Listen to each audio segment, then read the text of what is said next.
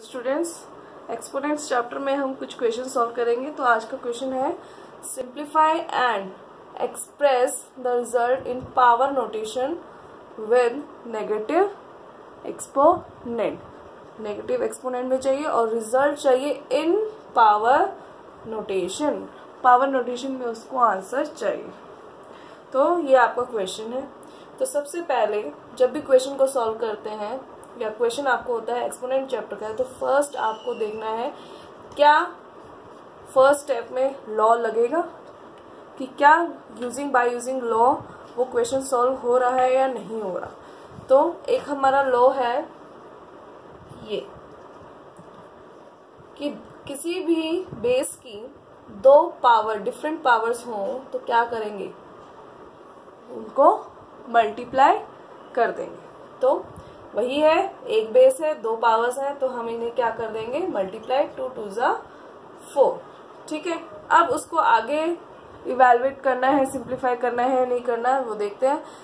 लेकिन क्वेश्चन में क्या है, एक्सप्रेस करना है रिजल्ट को इन पावर नोटेशन। पावर की फॉर्म में ही उसको आंसर चाहिए, तो पावर की फॉर्म में है बट विद नेगेटिव एक्सपोनेंट, कि जो भी पावर होनी चाहिए वो कैसी होनी चाहिए, नेगेटिव होनी चाहिए। But we have positive power, तो कैसे करेंगे नेगेटिव, इसको हम क्या लेंगे, रेसिप्रोकल। तो हमने क्या लिया है यहाँ पर, रेसिप्रोकल। रेसिप्रोकल में क्या होगा, 1 बाय आप करोगे और 1 बाय के बाद बेस में इस डिनोमिनेटर में क्या वैल्यू आएगी, जो भी आप जिस भी वैल्यू को आप रेसिप्रोकल कर रहे हो एज इट इज आपका यहाँ आ जाएगा विद पावर में साइन चेंज। ठीक है, जैसे आपने नेगेटिव पावर थी, पॉजिटिव कैसे किया, 1 बाय रेसिप्रोकल ले लिया, जो भी वैल्यू थी यहाँ पर साइन चेंज के साथ। 2 यहाँ माइनस का था, यहाँ क्या हो गया, प्लस का, तो हमने रेसिप्रोकल लिया। सेम यहाँ पर रहेगा, पॉजिटिव था, नेगेटिव करना है तो रेसिप्रोकल ले लो और 4 की वैल्यू हो जाएगी माइनस। तो अब 3, क्योंकि डिनोमिनेटर में एक ही वैल्यू रहती है, तो हम इसको ऐसे भी लिख सकते हैं -4।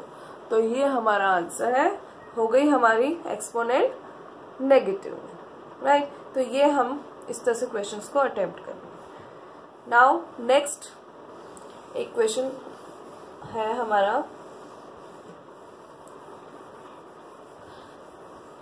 इवैल्यूएट करना है आपको, फाइंड द वैल्यू ऑफ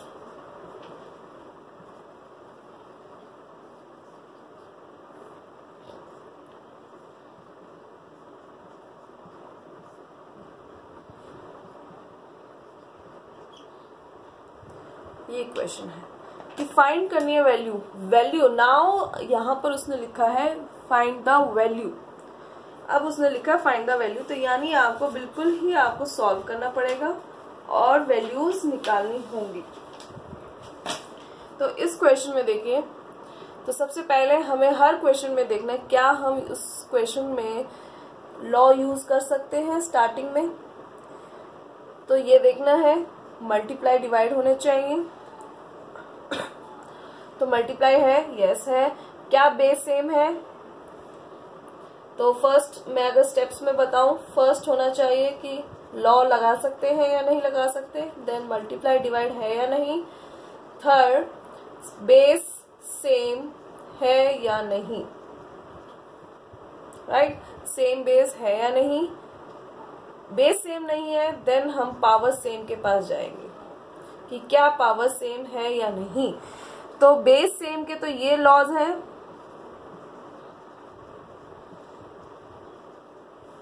और पावर सेम के कौन से लॉज हैं, ये लॉज हैं पावर्स सेम होने के, राइट। तो यहाँ पर हमारे बेस सेम नहीं है, लेकिन और मल्टीप्लाई भी है, मल्टीप्लाई वाला कंडीशन भी फुलफिल हो रहा है, तो बेस सेम नहीं है बट पावर सेम है। तो पावर सेम वाले कौन से हैं, ये 2 लॉज हैं। ठीक है, अब बीच में मल्टीप्लाई यानी मल्टीप्लाई वाला हम देखेंगे, तो मल्टीप्लाई वाले के अकॉर्डिंग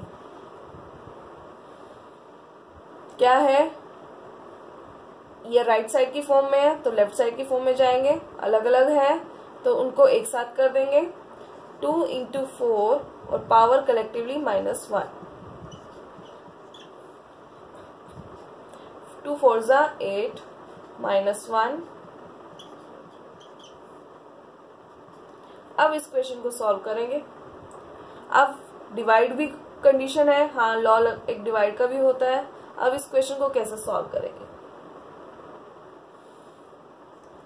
तो यहाँ पर दो मेथड्स हैं। या तो आप क्या करें, 8 को आप कैसे, हमें क्या करना है, अभी मैंने जैसे बताया आपको बेस सेम वाला कंडीशन भी आपको देखना है, राइट। तो बेस सेम ट्राई करेंगे इसका बेस सेम करने का। तो 8 का भी हम बेस बना सकते हैं 2 की पावर 3 8 हो जाता है -1।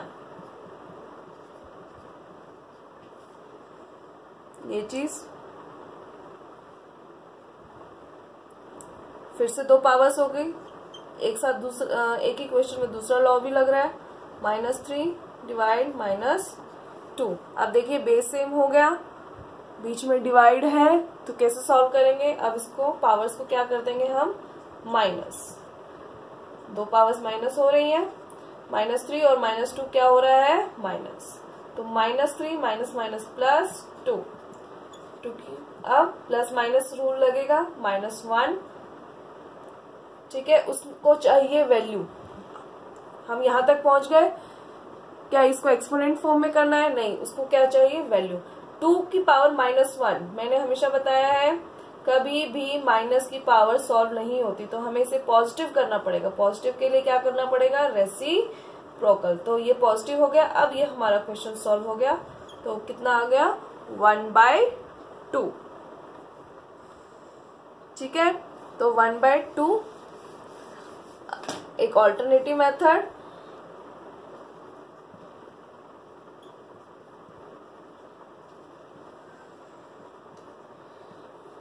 कैसे, यहां तक हम यहां तक पहुंच चुके हैं। आप इसे यही सॉल्व करें, यही सॉल्व कैसे करेंगे, नेगेटिव पावर कभी सॉल्व नहीं होती, उसको पॉजिटिव करना पड़ेगा। कर दिया हमने रेसिप्रोकल, पावर पॉजिटिव हो गई।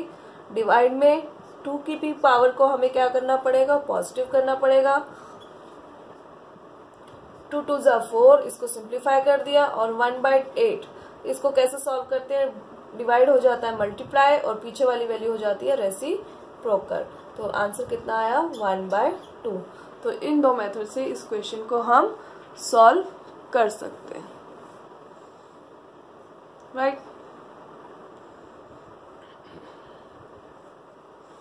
अब नेक्स्ट क्वेश्चन करते हैं।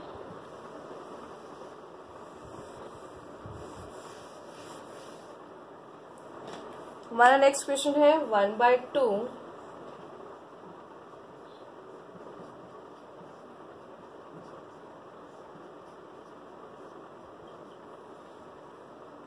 अब हमारे सारे लॉज में हर लॉ में मल्टीप्लाई है या डिवाइड है, तो मैंने यही कंडीशन बताई है। लॉज लगेंगे कि नहीं लगेंगे ये देखना है, मल्टीप्लाई डिवाइड है या नहीं ये देखना है।